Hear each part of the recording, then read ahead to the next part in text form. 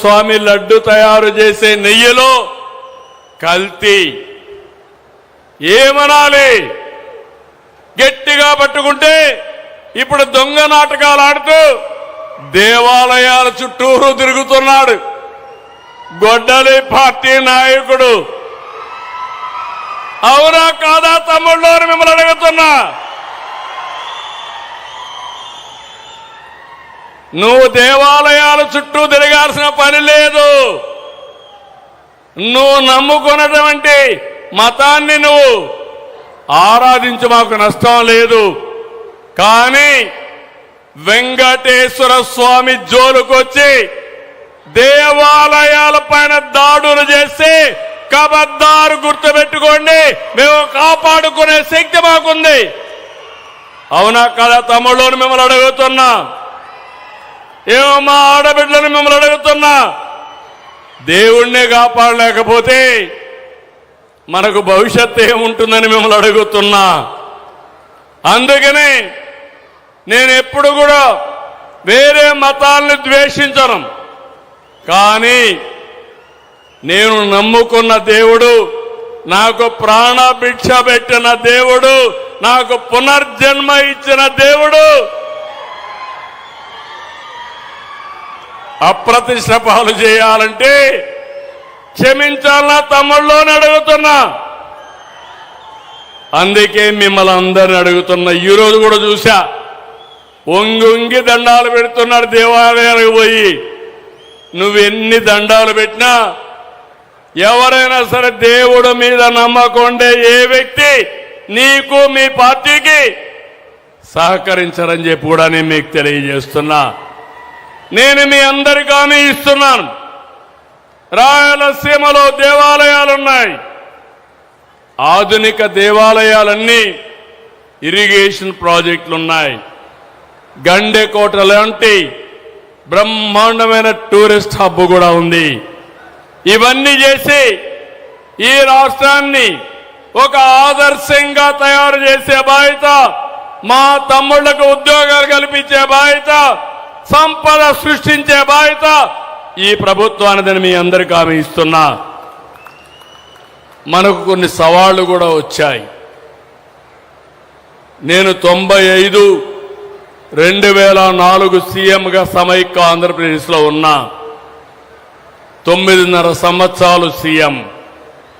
ఆ రోజు నేను తెలుగు జాతి కోసం సైబరాబాద్ నగరాన్ని నిర్మాణం చేసి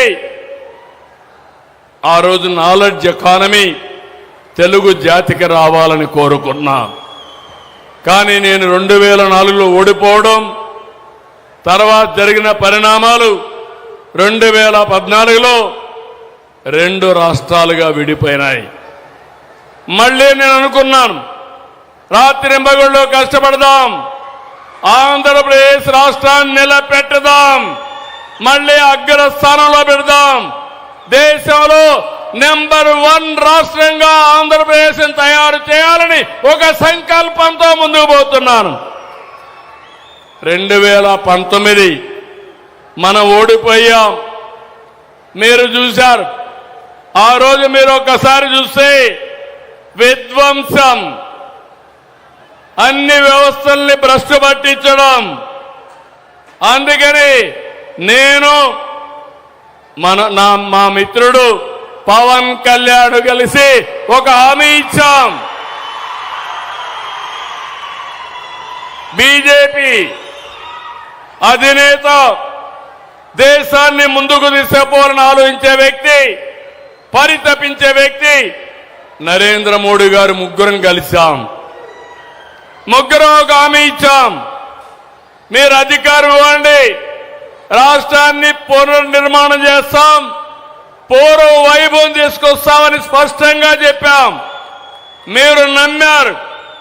నమ్మి 94% అభ్యర్థుల్ని అందరినీ గెలిపించారంటే నా జీవితంలో ఎప్పుడూ మర్చిపోలేనని మరొకసారి మీ అందరికీ హామీ ఇస్తున్నా.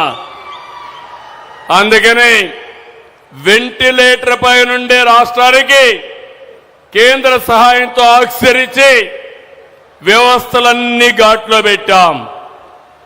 ఈరోజు మీరు ఒక్కసారి చూస్తే నేను ఎన్నికల్లో చెప్పాను, సంక్షేమ కార్యక్రమాలు ఇస్తామని చెప్పాం, మెరుగైన సంక్షేమాన్ని ఇస్తామని చెప్పాం.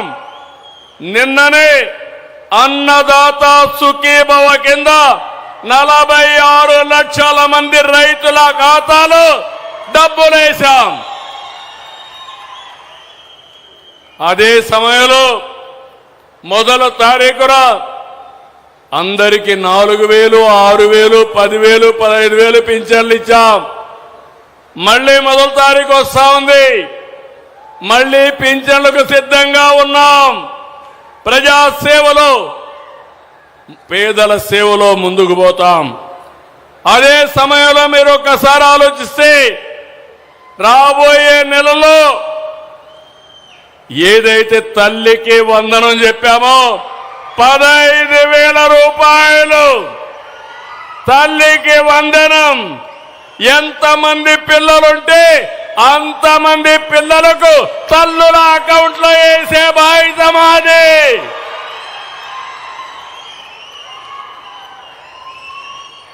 నిద్ర లేచినప్పటి నుంచి రాత్రి వరకు ఒకటే ఆలోచన, ప్రజలకు ఏ విధంగా మంచి చేయాలి, మిమ్మల్ని ఏ విధంగా ఆదుకోవాలి అనేది, ఏ విధంగా ఇండస్ట్రీ తేవాలని నేను ఆలోచిస్తున్నా. సంపద ఎట్లా సృష్టించాలి, ఆదాయాన్ని ఎట్లా పెంచాలి, ప్రజలకు ఇబ్బందులు లేకుండా ఏ విధంగా ఆదుకోవాలో నేను ఆలోచిస్తున్నా.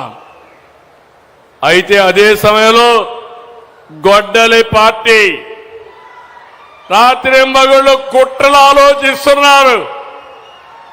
ఉదయం లేచి రాష్ట్రాన్ని కులం, మతం, ప్రాంతం, వర్గాల వారిగా విడదీసేలా రోజు విషయాన్ని గమ్ముతున్నారు.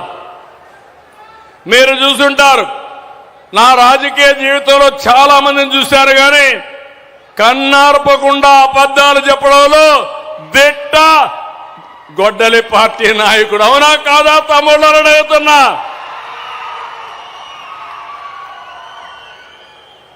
ఎక్కడికక్కడ నేరాలు ఘోరాలు చేసి దానికి రాజకీయ రంగు పులిసి లబ్ధి పొందాలని ఆలోచిస్తున్నారు. నిన్న చూశారు విజయవాడలో ఒక సంఘటన జరిగింది. అక్కడుండే సిఐ కాపుని, బాధితుడు కాపుని, దానికి కూడా రాజకీయ రంగు పులిమి కులాన్ని అంటగట్టి పవన్ కళ్యాణ్ పైన ఇష్టానుసారంగా నోరు బారేసుకునే పరిస్థితికి వచ్చారు. అదే నేను చెప్పాను, ఖబర్దార్ జాగ్రత్తగా ఉండండి. అనవసరంగా నోరు బారేసుకుంటే నోర్లు మూయించే శక్తి ఎన్డీఏకుందని చాలా స్పష్టంగా హెచ్చరించాను. అవునా కాదా తమ్ముళ్ళు? మొన్నే మీరు చూశారు, 5 ఏళ్లు ఒక్క టీచర్ పోస్టు భర్తీ చేయలేరు. చేశారా ఒక్క టీచర్ పోస్టు? జాబ్ క్యాలెండర్ అన్నారు, ఇచ్చారా జాబ్ క్యాలెండరు? మెగా డిఎస్సి నేను మొదటి సంతకం పెట్టాను. ₹1 అవినీతి లేకుండా 16,000 మందికి ఉద్యోగాలు ఇచ్చిన ఘనత ఎన్డీఏ ప్రభుత్వానిది. పిల్లలు ఆనందపడ్డారు, చాలా తృప్తిగా ఉన్నారు, బాగా చదువుకున్నారు, కష్టానికి ఫలితం వచ్చిందని ఆనందపడే పరిస్థితికి వచ్చారు. కానీ సంవత్సరం తర్వాత గొడ్డలి పార్టీ కుట్ర చేశారు. పేపర్ లీక్ అయిందన్నారు. వాళ్ళు చెప్పినన్నిటికీ సవాలు ఇచ్చినాం, సమాధానం చెప్పాం. మీకేదైనా డౌట్ ఉంటే మీరు రమ్మని కోరాం. కడాన హెచ్ఆర్డీ మినిస్టర్ లోకేష్ గారు, గొడ్డలి పార్టీ అధినేత, రా నేను కూడా వస్తా, రికార్డులు తీసుకొస్తా, తాడో పేడో తేల్చుకుందామని సవాలు విసిరారు. ఈ పార్టీ మీకు తెలుసు, ఫేక్ పార్టీ, అది గొడ్డలి పార్టీ. కానీ దానికి రారు, మళ్ళీ మాట్లాడుతూనే ఉంటారు. దాన్నే మన పెద్దోళ్ళు అన్నారు వితండవాదం అని. వితండవాదానికి ఆన్సర్ ఉండదు.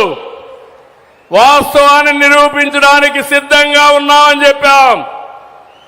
ఇప్పుడే మీరందరూ గుర్తుపెట్టుకోవాలి. ఆ రోజు మీరు చూస్తే ఓపీఎస్ సిపిఎస్ అని ఉద్యోగస్తులందరినీ పర్మనెంట్ చేయడానికి అడిగారు. అడిగితే ఆనాటి ముఖ్యమంత్రి గొడ్డల పార్టీ నేత చెప్పింది, అది ఎంత పని, 1 వారంలో చేస్తా అన్నాడు. ఎన్ని వారాలు అయిన తమ్ముళ్ళు అని అడుగుతున్నా. నేనే 2003లో నేనే సమైక్య ఆంధ్రప్రదేశ్లో ఉద్యోగాలు ఇచ్చాను. ఆ రోజు డిఎస్ఏ పెట్టి ఉద్యోగాలు ఇస్తే దగ్గర 10,750 మంది పాత స్కీమ్లో సెలెక్ట్ అయ్యారు. టెక్నికల్ గా వాళ్ళకి తప్పుబడింది. సుప్రీంకోర్టు కూడా చెప్పింది, హామీ ఇచ్చిన పెద్ద మనిషి పట్టించుకోలేదు. నేను హామీ ఇవ్వలేదు, ఇవ్వకపోయినా 10,750 మంది డిఎస్ఏ అభ్యర్థులకి ఓపీఎస్ నుంచి సిపిఎస్ కి తీసుకొచ్చిన, సిపిఎస్ నుంచి ఓపీఎస్ తీసుకొచ్చిన ఘనత ఈ తెలుగుదేశం ఎన్డీఏ ప్రభుత్వాన్ని. నిన్నే 11,000 మంది జీవితాల్లో వెలుగునిచ్చాం. వాళ్ళకు రిటైర్మెంట్ అయితే ఒక్కొక్కరికి 2-3 కోట్ల రూపాయలు అదనంగా ఆదాయం వచ్చే పరిస్థితి వస్తుంది. ప్రభుత్వానికి 30,000 కోట్లు అవుతుంది. పర్వాలేదు, వాళ్ళది న్యాయం పైన ఉండాలనే ఉద్దేశంతో సమస్య పరిష్కారం చేశామని మీ అందరికీ హామీ ఇస్తున్నా. ఇలాంటి 1-2 కాదు, ఎన్నో సమస్యల్ని పరిష్కారం చేస్తున్నాం. నేను ఒకే విషయం మీరు గుర్తుపెట్టుకోవాలి, ఈరోజు వాస్తవాలుండవు. నేరాలు చేయడంలో గొడ్డలి పార్టీ చాలా సమర్థవంతులు. గంజాయి బ్లేడ్ బ్యాచ్లకి వాళ్ళు అండగా నిలుస్తారు. నాకు ఒక నమ్మకం ఉంది, రాయలసీమలో ముఠాల్ని పూర్తిగా అణిచివేసిన పార్టీ, అణిచివేసిన నాయకుడు నేనేనని మరొక్కసారి మీ అందరికీ గుర్తు చేస్తున్నా. 83లో మహాబలేశ్వర గుప్తా ఇక్కడ ఫ్యాక్షన్ రాజకీయాలకు బలైపోయాడు. ఆ తర్వాత కపట్రాల వెంకటప్ప నాయుడు కూడా ఇక్కడ ఈ యొక్క ముఠా రాజకీయాలకు గురైపోయారు. కానీ ఈరోజు దీనికి కారణాలు మీరు ఆలోచిస్తే, వీళ్ళని వాడుకోవడం, వాళ్ళ దగ్గర నేరాలు చేయించడం, వాళ్ళని